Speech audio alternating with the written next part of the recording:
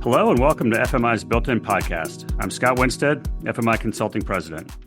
I'm really excited to share my conversation with Nate Koetje with you today.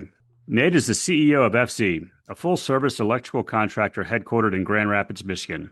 His primary focus is setting the vision and the strategy to position FC for profitable long-term growth. And over the last 20-plus years, Nate has served in a number of roles of increasing responsibility within the business, stepping into the COO role in 2008 and then transitioning to CEO in 2013. Since then, he's led the continued evolution of FC's solution offerings while also expanding the company's geographic footprint. And the results speak for themselves.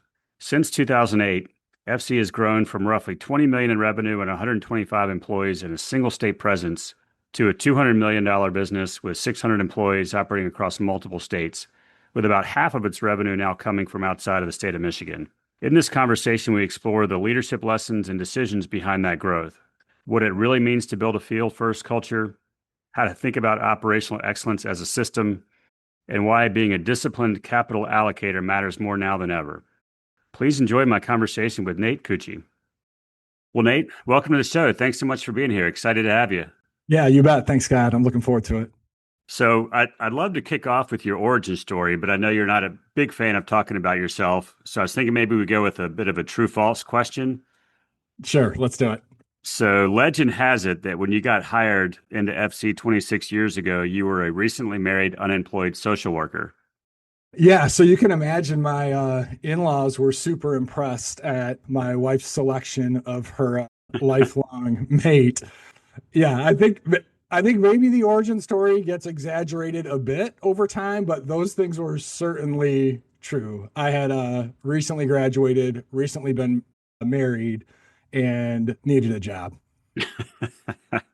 You were motivated, in other words. No doubt. So given that backdrop, what drew you into construction and ultimately what got you to FC?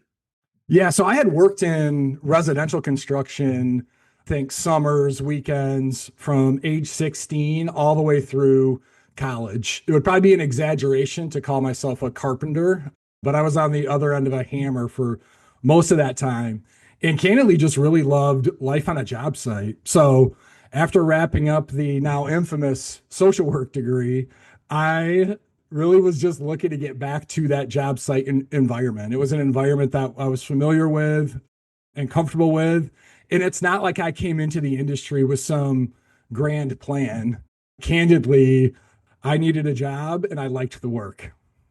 Very good. So before we get too far into it, would love to just get a snapshot of FC today. So what do you guys build? Where do you operate? How would you describe the business today as it stands? Yeah, so FC is a commercial industrial electrical contractor with 600 or so total employees. We're headquartered in Grand Rapids, Michigan, 2 additional satellite offices in Michigan. And then we also have offices in Nashville, Tennessee, Charlotte, North Carolina, and Charleston, South Carolina. Our revenues are about 50-50. So like 50% of our revenue is in the state of Michigan, kind of our original home turf. And 50% is in the Southeast between Nashville, Charlotte, and Charleston. I might describe that as our new home turf in that we do some selective travel for specific clients, but we really aspire to be the top local contractor in each region that we're in versus being seen as a large national who's coming in. So we pick carefully those geographies and then we intend to stay forever. That's great. So how big is the organization today? Headcount, rough revenue, if you're comfortable sharing. And then I'd love to go back to even 5-10 years ago and kind of do a contrasting from to. So we're about 600 employees today, revenue-wise, in the neighborhood of 200 million a year. And if I do a little from to, one of our demarcations, if you will, is the construction recession of 2008-9. So coming out of that, we were roughly 20 million in annual revenue, and I'll just approximate, say 125 employees or so. Quite a transformation to go from 20 million to 200 and 125 to 600. Yeah, no, it's definitely been a journey with a lot of great people contributing a lot of great things along the way. So if you had to bottle up the secret sauce of FZ and what makes you all different and truly unique, what would that be? I'm not sure that I would say that there is or we have a secret sauce. And I say that only because it gives the impression that somehow, if you can get your hands on this secret sauce, things will magically happen. I think maybe, Scott, we're a more of a combination of ingredients over the years that we continue to kind of tweak and adjust.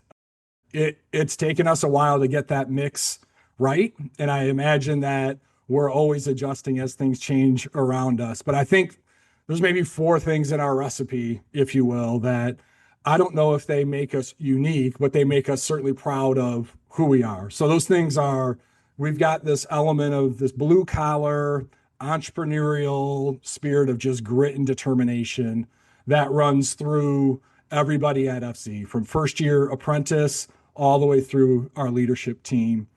We have a purpose that we've put a stake in the ground around beyond profit. So we exist for things maybe greater than profit. We need profit to achieve those things, of course, but we talk about our purpose here at FC as having a positive impact on the lives of people, and that starts with our field craft employees. Third in that recipe would be financial discipline. So trying to walk this line of being a good capital allocator without being frivolous or somehow too cheap in terms of where we invest and how we spend. And then the last one is just this relentless focus for us on our core processes, not very creatively. We call those things here the FC way. But the mix of all of that, the mix of this grit and determination, a purpose beyond profit, financial discipline, and then just this daily focus on operational processes from project selectivity all the way through project closeout. I think that combination is what maybe makes us unique, or at least has allowed us to experience some degree of success over time. It's the saying that tough times are great teachers. And so kind of inverting the four ingredients that you talked about and some of the things that we talked about in terms of maybe lessons learned. So if we could pivot and talk about that in more detail. So if you think about it, every company has chapters that really test it in their life cycle, in their journey. Curious for you all at FC and you and your leadership of FC, which were the ones, if you could point to a few, were the hardest to live through? And what do those moments really teach you? Yeah, certainly. I'm not sure that any stage is harder than another. I think they all teach us something. And in some ways, maybe you have to go through them. I'm not sure about other people's journey. I will only say that I certainly had to go through them. Maybe a little bit like parenting for those of us that have had the privilege of doing that, where every stage of parenting has its absolute challenges and agonies and absolute joys at the same time. We tend to look back at the prior stage with fondness, though we didn't feel very fond while we were in that stage. For us, that journey's been similar. So when you're the CEO of the organization, often the company's journey follows your own. So there's just some mix of FZ's journey into these phases and certainly paralleling my own. And so only in hindsight are you able, or am I able to identify these phases? It's not like when we were in them. So if I think about the first one was this entrepreneurial risk taking, at no point in that stage did I think we're in the entrepreneurial risk taking stage. Instead, it was just like this chaos of get work, do work, not a lot of structure, system, or process. We probably took on some projects we shouldn't have taken on. We probably took on some customers that we had no business trying to do work for. But certainly you learn something through that. It becomes part of the DNA of the culture. So as we shift maybe out of that, there's this moment leadership wise where it dawns on me, and I think the business, like it's too much, like something's amiss here. And we pivot a bit to what I would only now call phase two, which is this kind of culture is king phase.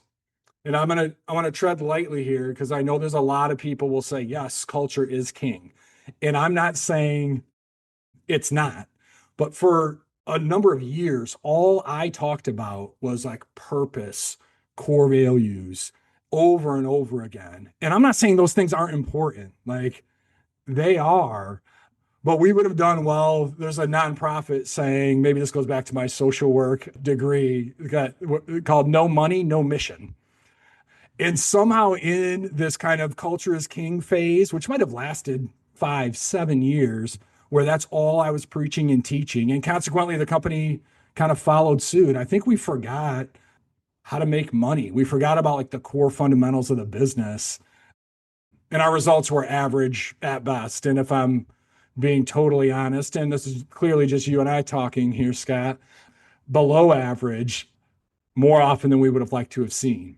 So we go from entrepreneurial, kind of all adrenaline, to culture's king, to now just frustrated with our results. Like we feel like we're doing all the things you're supposed to do, and yet the results aren't there. So we pivot. And as I would say, I have had a tendency to do, regrettably, in my own leadership journey, over rotating is one of the things I can do best.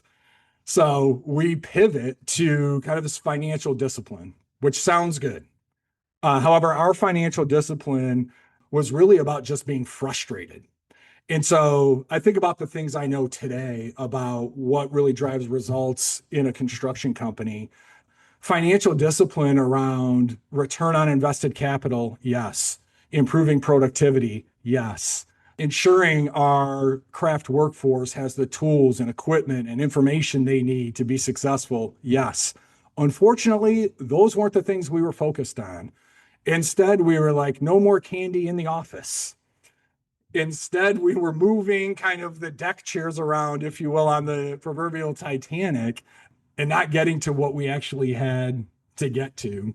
So bringing, again, mind you, these phases only sound neat and clean now that we're quarter century later and can look back on them. So you go from this entrepreneurial grit to culture's king to financial discipline to really over the last probably 7 years, recognizing all those things are important. Those three we need elements of, but then layering into that this mindset of the process is the goal. And so this goes back to the FC way and really drawing our attention to just the core fundamental processes that are non-negotiable for FCers across every branch. This isn't every process.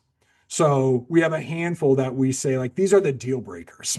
We've been known to say at times, you can do it any way you want, as long as it's just like this. And it creates a consistent experience for our employees, for our customers, and consequently, much more consistent financial results. So not leaving any of those prior phases behind. Again, I think all of them become part of your DNA. And we've hit a maturity, or maybe more candidly, maybe I've hit a leadership maturity that allows us to understand that all of them come together. Maybe I'll close this section with a statement that one of your colleagues, Tyler Perret, shared with me. So we were talking about this processes, and combining these elements together. And I made the statement that the construction industry is a brutal teacher. Right? Our industry does not have a lot of grace. It gives you a lot of feedback, but it's very direct and painful feedback at the time. And his comment to me was, these processes and this culture and the mix of these things, they don't guarantee success, but they can simply help tilt the odds in your favor. And I love that because we are going to step in it from time to time. We always do. And so will most companies. But focusing on kind of the basics just increases your chances of success by some small element. There are several things you said in there, Nate, that I love, and shout out to Tyler.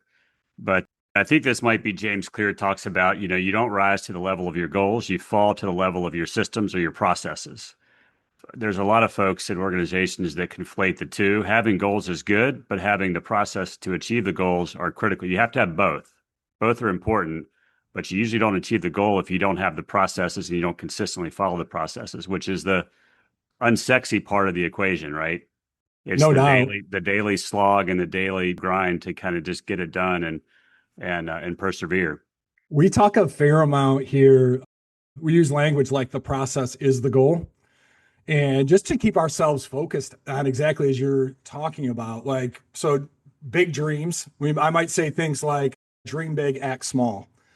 Big dreams are important because they do inspire us, right? They keep us going through the tough times. But as soon as you have that big dream, in some ways, like land the plane and get back to like the boring work of implementing these day-to-day processes. We've gone through times, candidly, where we haven't even looked at our financial results in order to send this message that the process is what produces the results. The results are a lagging indicator, a result of work that may have been done 6, 12, 18, 24 months ago. And the part we can control are just the daily grind of doing these same methodical things the same way, day after day after day. Not fun, but the results can be fun.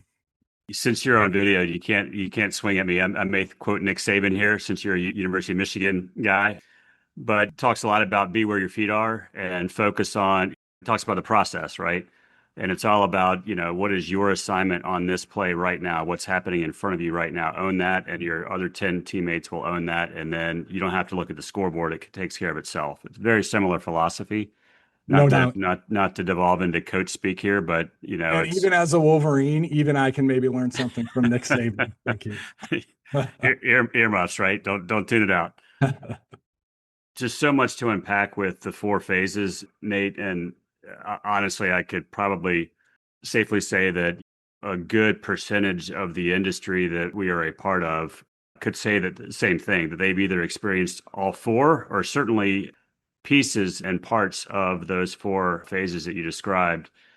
And Yeah, again, I'm hesitant to act like I have answers or at FZ we've somehow figured it out. But when you look backwards, there are these like critical moments that stand out. And maybe other leaders recognize when they're in them. As I've reflected, I'm not sure I always did. I think you're just solving the next problem in front of you. So like big things for FZ over the last 25 years. So mind you, I didn't found it. So our founders kind of took us from maybe 1980, think, to the early 2000s or so, and gave us a great foundation, Marlon Feyen and Bob Zylstra, to build on.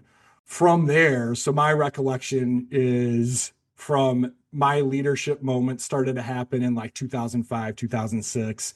But the moments that stand out for me are, one, we made a decision really based on that construction recession we talked about earlier to diversify the business. And we chose geographic diversity. We had an operation here in Grand Rapids, Michigan. We had a small outpost in northern Michigan. And we really pushed to go into new geographies. You and I have joked over time that everything's strategic in hindsight. So like, how do you pick these locations? I had a mentor that told me, make sure you're a plane ride away, not a car ride away, or you're probably in the same economy. So we followed customers, and ultimately that led us to Nashville and Charleston and Charlotte. But certainly that was a crucible moment for us. I think putting a stake in the ground around purpose beyond profit, and for us, that's a focus on the field. But I think putting a stake in the ground around our purpose, like we exist to have a positive impact on the lives of people, and that starts with our employees, particularly our craft employees. I think that was a crucible moment because we come back to it all the time. I love the idea that to be the best electrical contractor, you need the best electricians. And we intend to have the best electricians. But in order to attract them, you've got to be the best place to work. So we're constantly working hard to put our field first. And then lastly, this whole retrenching around operational excellence. So that happened somewhere during the COVID era, was kind of this deep breath. Where are we at? What are we doing? I would say as we were coming out of COVID, but I think it was somewhere in the middle that really happened, that we recognized the need to retrench around those things. So I'm sure there's a million more decisions. If you were to ask other FZers, that they would call out. Those are the three that stand out for me. This idea of diversify through geographic expansion, put a stake in the ground on purpose, and then really anchoring to these core processes. If you had to, hindsight being what it is, dissect what were the critical success factors or the real drivers of success, and how you can say today portfolio is pretty even outside of Michigan. And so how did you get to this point, and what would you point to as the biggest things that contributed to it? Yeah, without being overly maybe cheeky about it, it's always people. So I think finding the right leadership. So we have never done an acquisition, always greenfield. And there was always a mix of following a customer. So you weren't coming in completely unfamiliar. Follow a customer, find the right people, go slow. We talk a lot about not chasing revenue. So we didn't have like a number we were trying to hit. Most of our work candidly sells. We sell work by doing good work. And so making sure that once you follow that customer, known from maybe Michigan, a project, do a great job. And then you're out trying to find the best talent. But certainly like things rise and fall with leadership in these geographies. And maybe the other thing I'd say is no matter what plan we put together, no matter how complicated or simple the business plan, when we've decided to go start up, we're always roughly 100% wrong on how long it's going to take to make it happen. It is literally always twice as long. So if we think in 5 years we ought to look like X, well, we probably should think 10. Right? Or in 2 years, I would imagine we're going to be doing Y. It's probably going to be in 5 years, we're going to be doing Y. It's just hard work. It's what's the philosopher Mike Tyson that said, everybody's got a plan to get punched in the mouth. Yeah, no doubt. To your point, it always takes longer than you think it will. And just to kind of come back to process. And I like what you said about, there's not a revenue goal. We intentionally want to go slow. We want to get the infrastructure and the scaffolding built right, and then we'll build from there. But if the goal is a revenue or an outcome, then you're failing every day until you get to that point. If your goal is something else that's more process, something you can measure every day, where you can stack wins and see momentum build, it's a way to kind of rally the troops to prevent the knee jerk to say, oh my gosh, we've got to go just buy a job because, the home office is going to start to get on us if we're not revenue or income positive within X time period. No doubt. You touched on something a minute ago, Nate, that I do want to come back to as well. Just this notion of being field first and how critical that is to attracting and keeping the best electricians. Can you say more about what that looks like inside FC? Yeah, I mean, I think the idea there is just this recognition around we get paid to do one thing and one thing only as an electrical contractor, and that's install work safely and correctly the first time. We've tried to install it the second and third time. The economics don't make sense when we get it wrong. And so really rallying the entire business around that and ensuring we all understand, like my job is to support that craft professional in the field, right? The project manager's job is to support the craft professional in the field. I don't make any profit for the business, and we can't achieve the purpose we've laid out without profit. And so it's a constant reminder. We tend to solve the problem in front of us. And for those of us that sit behind a desk or in an office, it's easy to forget where the real work is happening. So that might look like very clear expectations for how often our office folks, whether that's project managers that aren't based on a site or somebody on our people services team, are required to walk job sites, to spend time with our electricians, to get a sense for how challenging it is out there, and just keeping this relentless push to how's it going to impact the field? How's it going to impact the field? How's it going to impact the field? And it's just a constant drumbeat for all of us.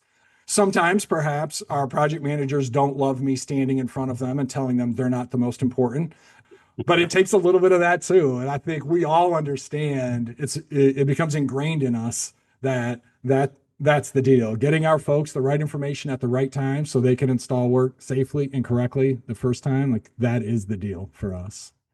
That's great. You mentioned Tyler Prey earlier. We have an entire practice that preaches that, and you can definitely tell the culture when it's palpable when you walk into a place, and if that is words on a poster or if that's authentic and how everybody kind of shows up. You touched on something else that would be great to go back to as well, just this notion of operational excellence in this journey. And I know you never want to declare victory because, there's always another level, but how would you describe the journey you've been on and where would you say that you'd like to take it next? Yeah, I think maybe you could sense where I might take that question. I don't think you do ever arrive. And we talk the construction industry as a brutal teacher, right? So as soon as we've perfected it, then we'll celebrate that we've arrived. And that will never happen, right? So we like better has no finish line. And I don't mean to use that as a stick, right? We celebrate our successes. We celebrate where we once were to where we are, but it is this constant retraining and retrenching around operational processes. So construction is dynamic, environments are dynamic, things change all the time. By focusing on those processes, it gives us some sense of control too. So there's a lot of variables in our industry we don't control. And by just continuously coming back, so how's our pre-job planning process? And not are we checking the box, but like, what does it really look like? Like, sit in a pre-job planning meeting and are we getting to the meat of it?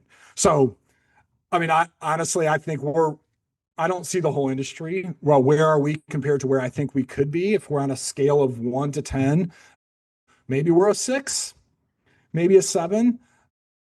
I think people, humanity, not just FCers, discipline can be a challenge at times, right? We tend to fall back on our laurels. And so it requires this kind of just constant reinforcement or like beating the drum around this. You might think of it like physical fitness as an example.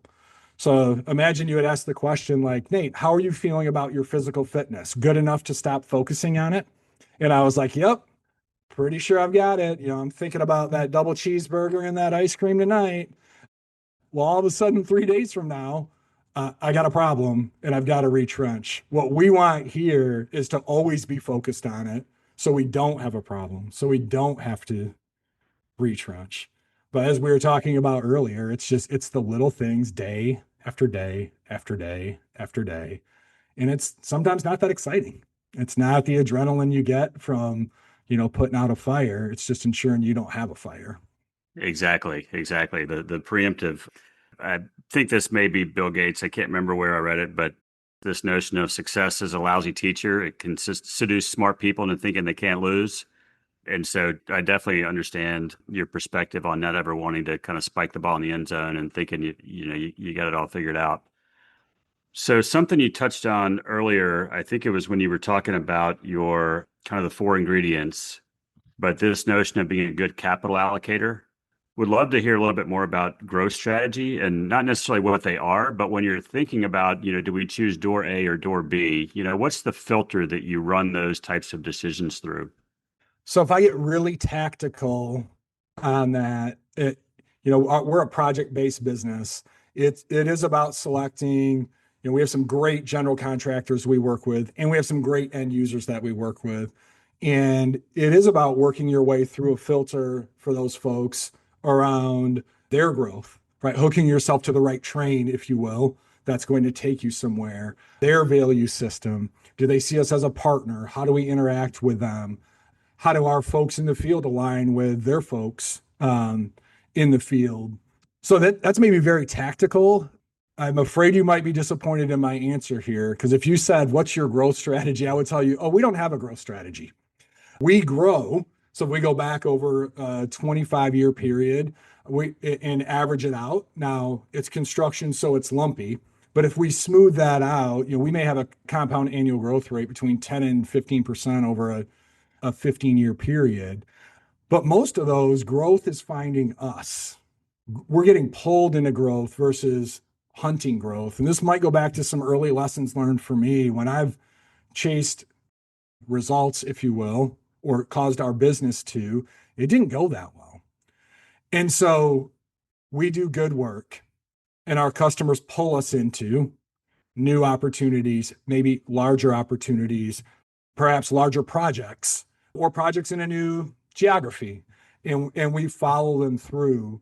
We work hard to stay disciplined on this go, no go process, building relationships with the right people. But we don't have a strategy that necessarily says this is how we're going to grow. Outside of we want the right customers, they got to treat our folks well. We're not going to chase revenue, and we're going to stay disciplined to our own processes. And through that, we've had better growth, I would say, through that than back in maybe the days of me, not knowing what I didn't know and just trying to hunt growth. It's all about positioning, right? Your growth may find you, but you have to be in a good position to take advantage of it.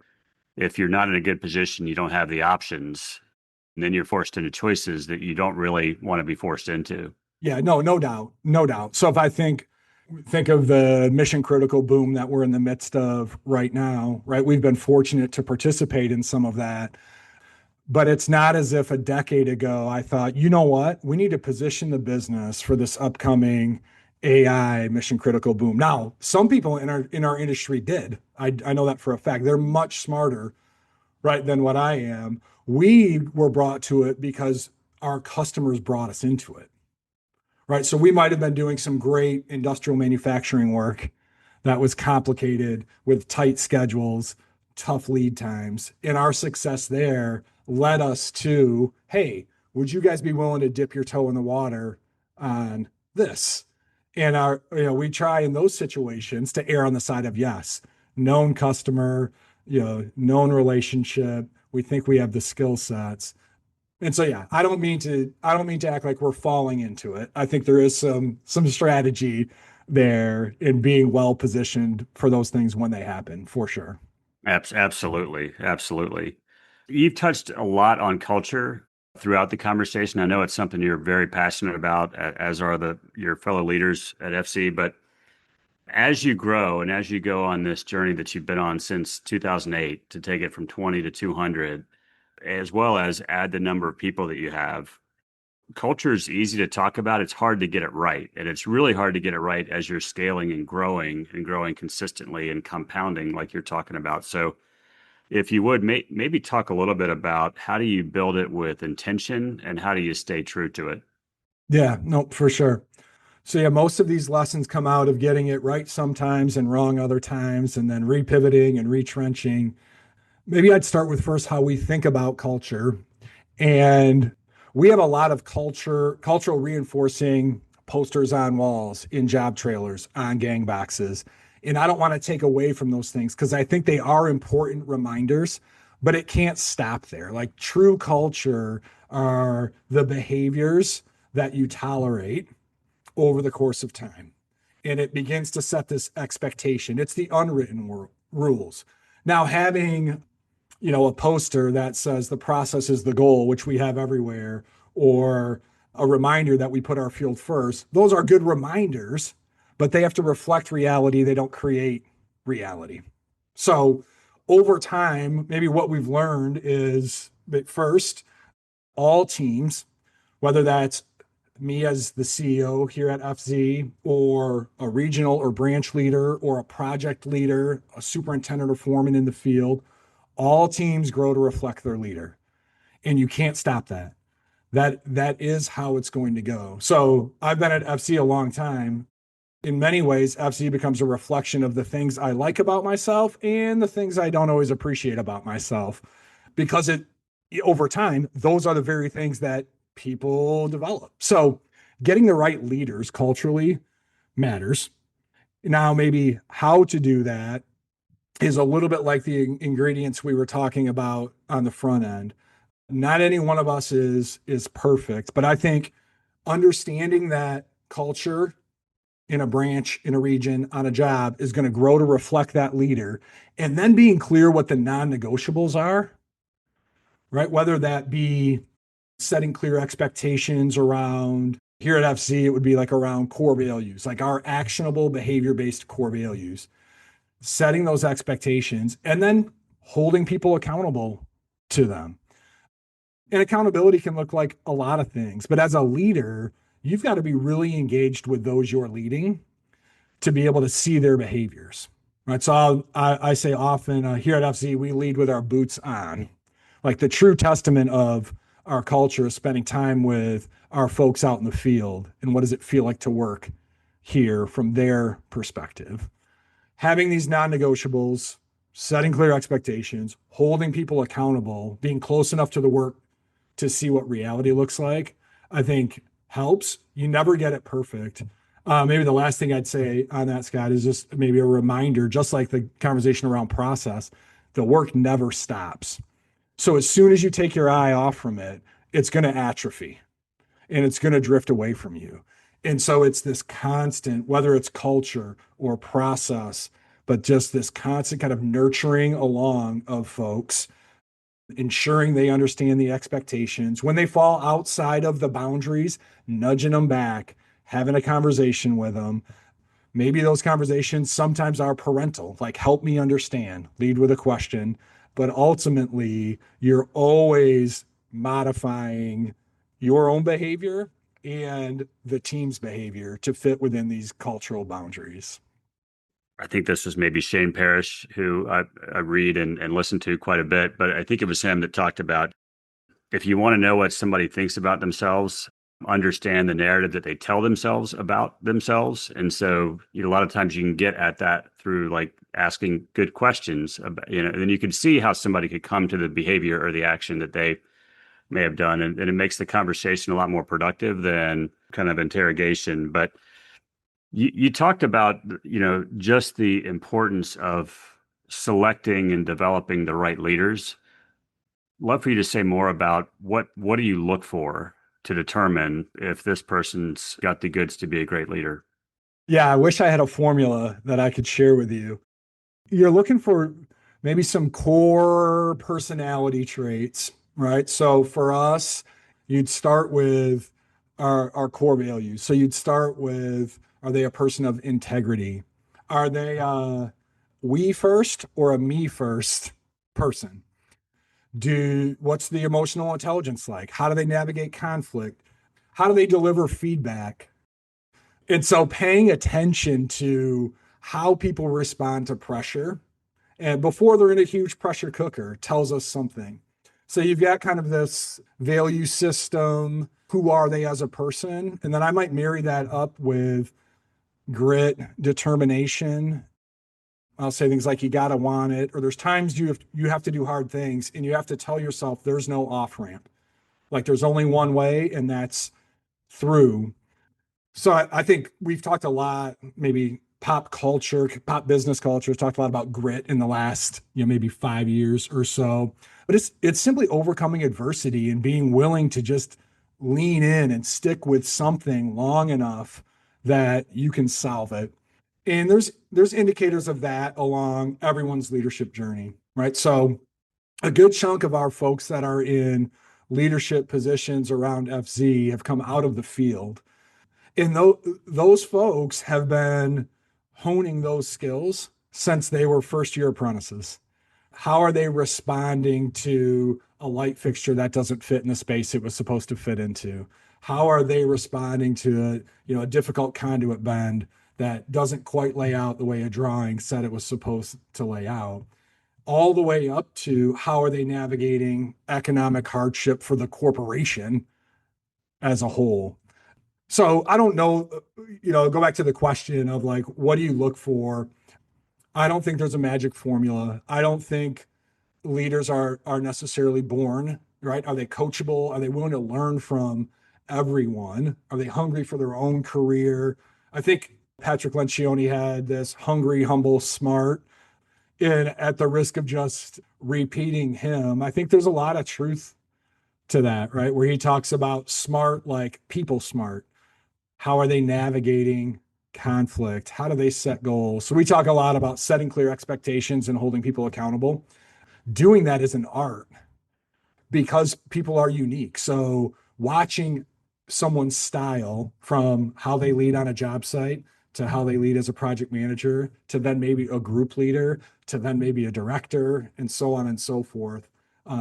All of those things take time to develop.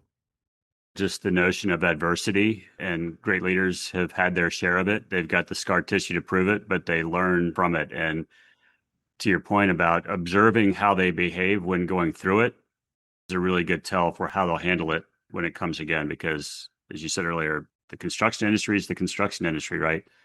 It's not all going to go per plan most of the time. Yeah, if you don't have a problem now, you will, right? You're going Right. to deal with a technical problem, a people problem, and it just becomes like your profession. I would say in many ways, like where I sit at FC, much of what I do every day is simply conflict resolution over and over, right? And over. So you certainly, as you lead in our industry, you have to have an aptitude for that.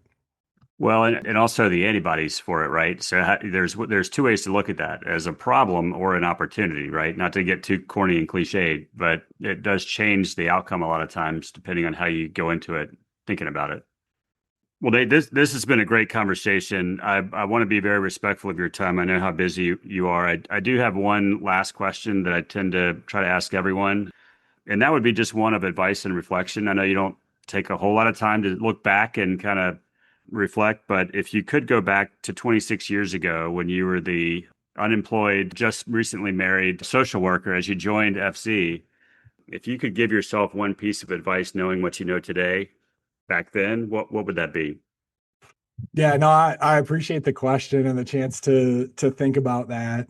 We've touched on this a little bit, but I think it's this idea of being willing to dream big and at the same time act small. So the concept that chasing results are a distraction to the very processes that will give you the results you're after. This is true in life. This is true in business. The idea that yes, you need goals and aspirations, right? Sure, they help, they inspire us, but it is the boring, methodical things every single day that get you there. So, yeah, I'd sum it up with if someone had told me earlier in my career, dream big, I didn't have a problem with that part. I didn't lack aspiration. It was the act small that I think could have saved me a fair amount of heartache over the last 25 years or so. I love that answer. That's a great place to end the conversation, Nate. It's great words to live by. And again, I can't thank you enough for taking the time. Always a pleasure to spend time with you. Yeah, you bet. Thanks, Scott. I appreciate the opportunity. And to our listeners, thank you again for tuning in to another episode of FMI's Built-In Podcast, and for joining our community of leaders committed to building organizations that endure. We hope this conversation gave you a few practical ideas to take back to your respective teams, whether that's around operational excellence and the process discipline required to achieve it, what it looks like to truly put the field first, or how to think more intentionally about market positioning and capital allocation. As always, thank you for listening, and please remember to like or subscribe so you don't miss an upcoming episode.